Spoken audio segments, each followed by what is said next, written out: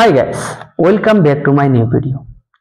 আজি আমি আলোচনা কৰিম ৰেডক্স বিক্ৰিয়া। কি আলোচনা কৰিম? ৰেডক্স বিক্ৰিয়া। চাবা,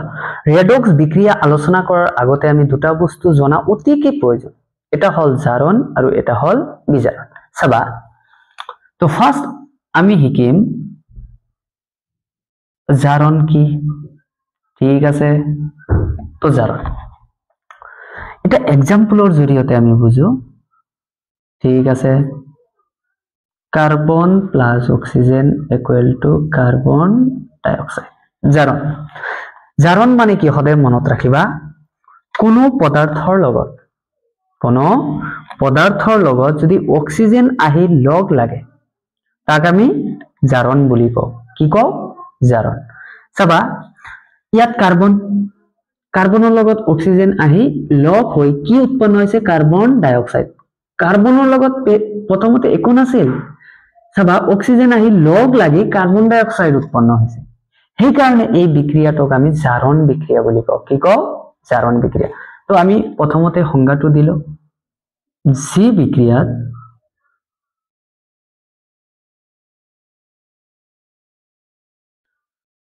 কোনো পদাৰ্থৰ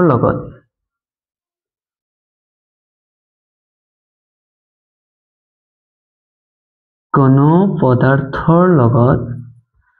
অক্সিজেন যোগ হয়,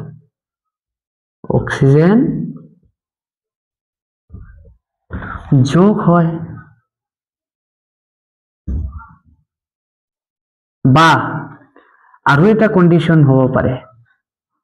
হাইড্ৰোজেন আঁতৰি যাব পাৰে। হাইড্ৰোজেনৰ বিষয়ে তোমালোকে ইমান বেছি নাপাবা। হাইড্ৰোজেন আঁতৰি যায়,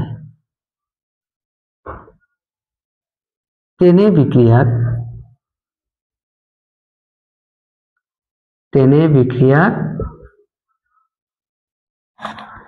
জারণ বিক্রিয়া বলে। কি বলে? জারণ বিক্রিয়া।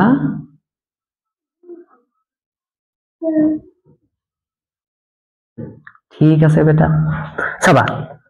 কি কৈছো ধুনীয়াকে চাবা। কোনো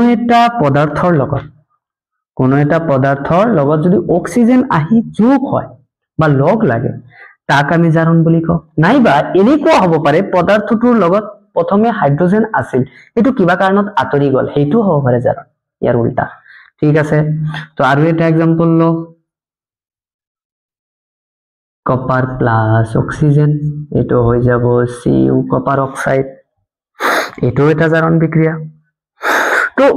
আৰু এটা বস্তু আহে, সেইটো হল বিজাৰণ। কি আহে? বিজাৰণ। ৰবা ওপৰত লিখো, জাৰণটো বুজিলা? বিজাৰণ চাবা।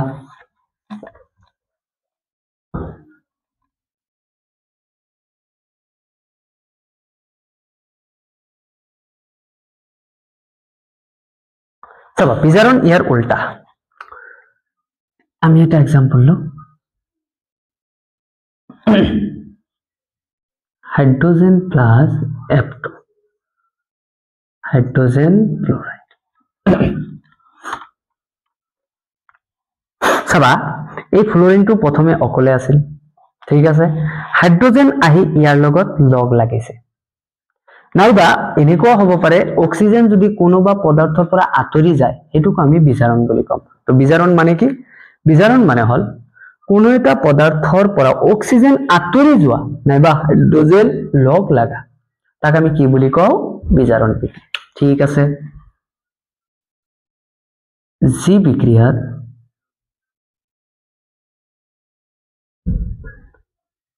কোনো পদাৰ্থৰ লগত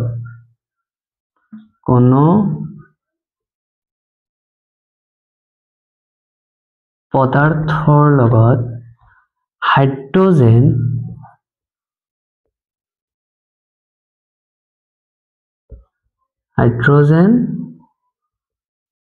যোগ হয়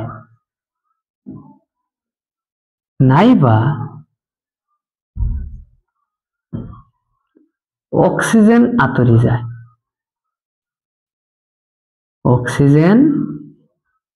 আঁতৰি যায় ঠিক আছে উল্টা জাৰণৰ উল্টা আঁতৰি যায় তাক বিজাৰণ বোলে কি কয় বিজাৰণ ঠিক আছে তো এইটো হল বিজাৰণ জাৰণ কি যদি কোনো পদাৰ্থৰ লগত অক্সিজেন লগ লাগে নাইবা হাইড্ৰোজেন আঁতৰি যাব পাৰে ঠিক আছে অক্সিজেন আহিল হাইড্ৰোজেন গুচি গল তাক আমি জাৰণ বুলি কৈছিলো এইটো তাৰ উল্টা যদি কোনো পদাৰ্থৰ লগত এবাৰ হাইড্ৰোজেন আহে অক্সিজেন গুচি যায় তেতিয়া হলে ইয়াক আমি বিজাৰণ বুলি কম এতিয়া আমাৰ টুইষ্টটো হল ইয়াত ৰেডক্স বিক্ৰিয়া কি ৰেডক্স বিক্ৰিয়া এতিয়া চাবা ৰেডক্স বিক্ৰিয়াত এই দুটা বস্তু একেলগে সংঘটিত হ'ব চাবা কেনেকে মই তোমাক দেখুৱাই আছো জিংক অক্সাইড প্লাস কার্বন এটো যেতিয়া রিঅ্যাকশন করে তেতিয়া উৎপন্ন হয় জিংক প্লাস কার্বন মনোক্সাইড এটো রিঅ্যাকশনত ধুনিয়াকে চাবা জিংক অক্সাইড প্রথমে জিংক অক্সাইড আছিল জিংক অক্সাইডৰ পৰা কি হৈ গৈছে জিংক হৈ গৈছে কি হৈ গৈছে জিংক হৈ গৈছে প্ৰথমে জিংক অক্সাইড আছিল জিংক অক্সাইডৰ পৰা জিংক হৈ গৈছে মানে ऑक्सीजन माइनस हो गए কি হয়ে গেছে ऑक्सीजन माइनस और ऑक्सीजन माइनस का माइनस और माने हल বিজারণ কি বেটা বিজারণ আর এটা এইফালে সোয়া কার্বন প্রথমে অকলে আছিল ঠিক আছে দেখা বিক্রিয়ার এইফালে গই কার্বন মনোক্সাইড হয়ে গেছে মানে ऑक्सीजन প্লাস তো ऑक्सीजन প্লাস হওয়ার মানেই হল জারণ কি বেটা জারণ চাবা এটা বিক্রিয়াতে জারণও হয়েছে আর বিজারণও হয়েছে আর এনেকুৱা কোনো রিঅ্যাকশন বিক্রিয়া যত জারণ আর বিজারণ দুটা একেলগে সংঘটিত হয় সেইটো রিঅ্যাকশনক আমি কি রিঅ্যাকশন বুলি কও ৰেডক্স ৰিঅ্যাকশন কি বুলি কও ৰেডক্স ৰিঅ্যাকশন তো আমি ডেফিনেশনটো ইয়াৰ পৰাই লিখিম জি বিক্রিয়াত জারণ আর বিজারণ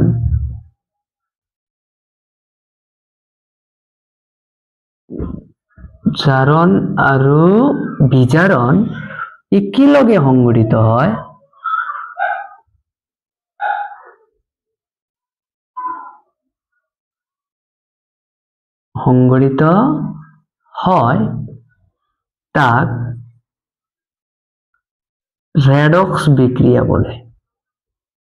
তাক রেডক্স বিক্রিয়া বলে ঠিক আছে বেটা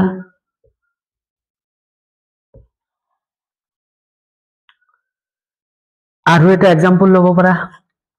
মই আৰু এটা এক্সাম্পল লৈ তোমালোকক দেখাই আছো ইয়াত না ওপৰত দেখাম জাগাই নাই বে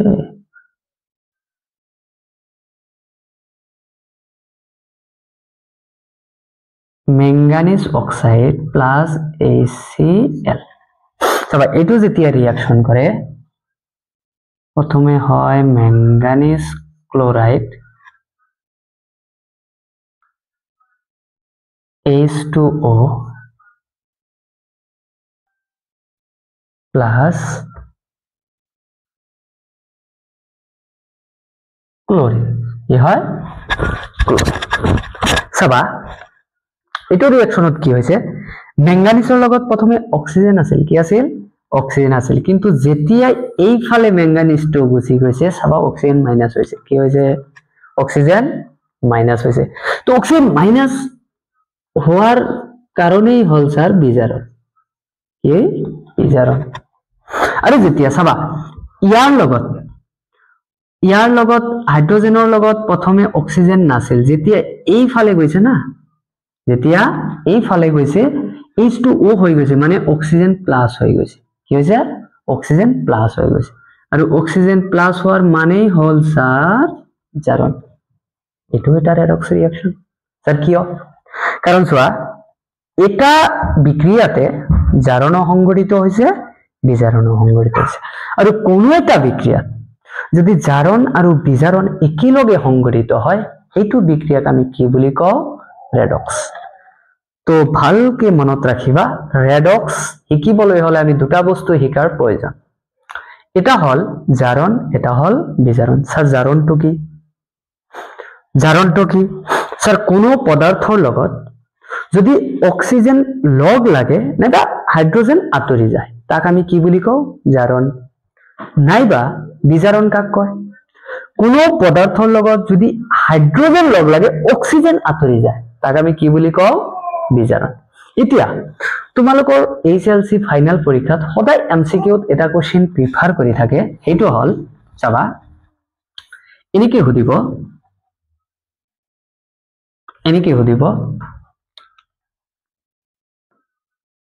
এটা ৰিয়াকশন দি দিব যেনিবা জিংক অক্সাইড প্লাস কার্বন এইটো রিয়াকশনে লৈ ললো তো জিংক প্লাস কার্বন মনোক্সাইড হৈ যাব চাবা very very important বেটা very important exam point of view ঠিক আছে চাবা জিংক অক্সাইড সদায় আমি বিক্রিয়ক পদাৰ্থলৈ মন কৰিম বিক্ৰিয়ক পদাৰ্থ দি আনসাৰ দিম ঠিক আছে জিংক অক্সাইড চাবা জিংক অক্সাইডৰ পৰা অক্সিজেন মাইনাস হৈছে কি হৈছে মাইনাস হৈছে মানে বিজাৰণ হৈছে কি হৈছে বিজাৰণ হৈছে জিংক অক্সাইড বিজাৰিত হৈ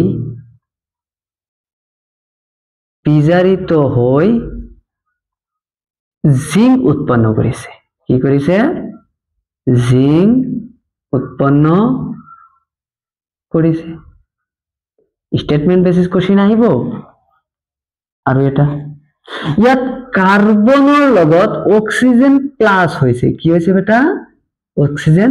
প্লাস হৈছে মানে আমি এনেকৈ লিখিম সদায় বিক্রিয়ক পদাৰ্থৰ ফালে ঠিক আছে কাৰ্বন জাৰিত হৈ কি জাৰিত হৈ কাৰ্বন মনোক্সাইড উৎপন্ন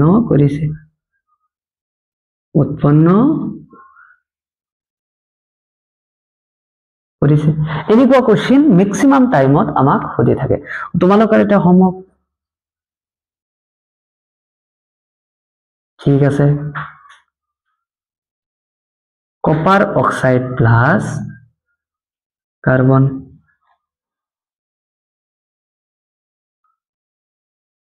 কপাৰ প্লাস কাৰ্বন মনোক্সাইড ইয়াত তোমালোকে কমেন্ট কৰিবা ঠিক আছে স্ক্ৰিনশট লব পৰা ঠিক আছে ইয়াৰ পিছত আমি আৰু দুটা বিক্ৰিয়াৰ বিষয়ে আলোচনা কৰিম সেই দুটা হল তাৰ টপিকেই দি দিও মই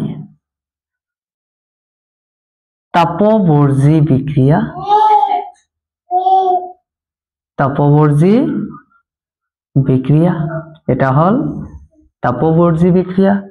আৰু আন এটা হল তাপগ্ৰাহী বিক্ৰিয়া তাপগ্ৰাহী বিক্ৰিয়া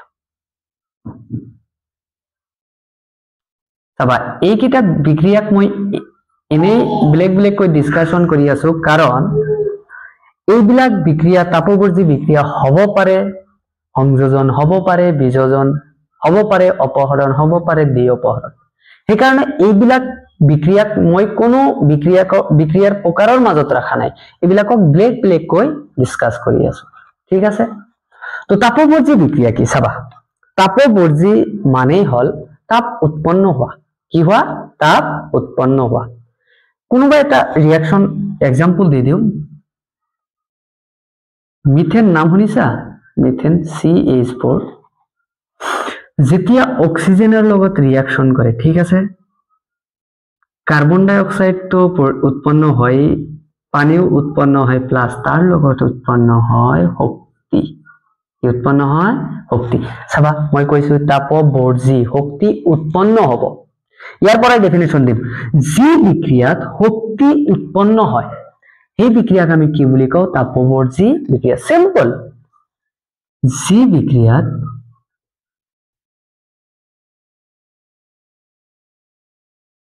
যি বিক্ৰিয়াত শক্তি উৎপন্ন হয় শক্তি ইয়াতো তাপ কব পাৰা শক্তি নহয় নাইবা তাপ কব পাৰা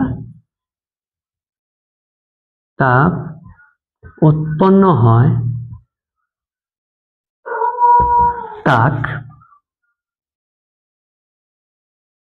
তাপবৰ্জী বিক্ৰিয়া বোলে তাপবৰ্জী বিক্ৰিয়া বলে এনেকুৱা एग्जांपल চাবা তাপগ্ৰাহী বিক্ৰিয়া কি তাপগ্ৰাহী বিক্ৰিয়া কি ইয়াৰ উল্টা এটোত উৎপন্ন হৈছিল কিন্তু তাপগ্ৰাহী বিক্ৰিয়াত ৰিঅ্যাকশন হবলৈ বিক্ৰিয়া হবলৈ আমি তাপ দিব লাগিব উৎপন্ন হোৱাটো দূৰৰ কথা আমি তাপ দিব লাগিব চাবা এটা एग्जांपल দিও ক্যালসিয়াম কার্বনেট ইয়াক যেতিয়া ৰিঅ্যাকশন কৰিবলৈ দিয়া হয় না অকলে ৰিঅ্যাকশন নহয় বেটা আমি ইয়াক হিট দিব লাগে মানে তাপ দিব লাগে কি কৰিব লাগে তাপ দিব লাগে और তাপ মানে শক্তি ঠিক আছে তো আমি কি কম যি বিক্রিয়াত তাপ বা শক্তিৰ শোষণ হয় কি হয় শোষণ হয় এইবিলাক বিক্ৰিয়াক আমি তাপগ্ৰাহী বিক্ৰিয়া বুলি কওঁ ঠিক আছে এটো কমপ্লিট কৰি লও ক্যালসিয়াম অক্সাইড প্লাস কার্বন ডাই অক্সাইড তো ডেফিনেশন তো দি দিও জি বিক্রিয়া ঠিক আছে তাপ বা শক্তি কব পারা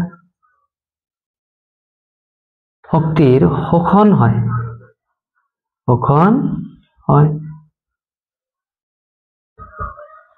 তাক তাপবর্জী বিক্রিয়া বলে তাপগ্রাহী বিক্রিয়া বলে তাপগ্রাহী বিক্রিয়া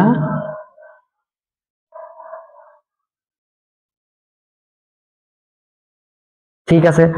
তো আজিৰ পৰা মনত ৰাখিবা যিবিলাক বিক্ৰিয়া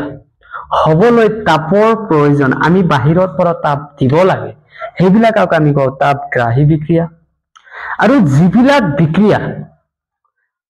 হওঁতে আপনা আপনি নিজে নিজে শক্তি উৎপন্ন কৰে এইবিলাক বিক্ৰিয়াক আমি কি বুলি কওঁ তাপবৰ্জী বিক্ৰিয়া এতিয়া তাপবৰ্জী বিক্ৰিয়া তাপগ্ৰাহী বিক্ৰিয়া তোমালোকে ফিল কৰিবা কেনেকৈ সায়েন্স হল ফিল কৰাৰ এটা বস্তু অনুভৱ কৰাৰ এটা বস্তু এইবিলাক বস্তু আসলতে ল্যাবৰেটৰীত প্ৰুফ হয় ঠিক আছে যেতিয়া আমি ল্যাবৰেটৰীত এইটো ৰিঅ্যাকশন কৰিম তেতিয়া আমাৰ যেটো টেষ্ট টিউব থাকিব না হেতু একদম গৰম হৈ যাব এনেকুৱা অৱস্থা হ'ব যে গৰম হৈ গৈছে তো তেতিয়া আমি বুজিব পাৰিম মানে শক্তি উৎপন্ন হৈছে স্যাৰ তাপগ্ৰাহী বিক্ৰিয়া স্যাৰ টেষ্ট টিউবৰ মাজত যেতিয়ালৈকে আমি তাপ নিদিও হিট নিদিও তেতিয়ালৈকে স্যাৰ ৰিঅ্যাকশন প্ৰসেসে নহয় মানে বিক্ৰিয়াটো আগফালে নাবাঢ়ে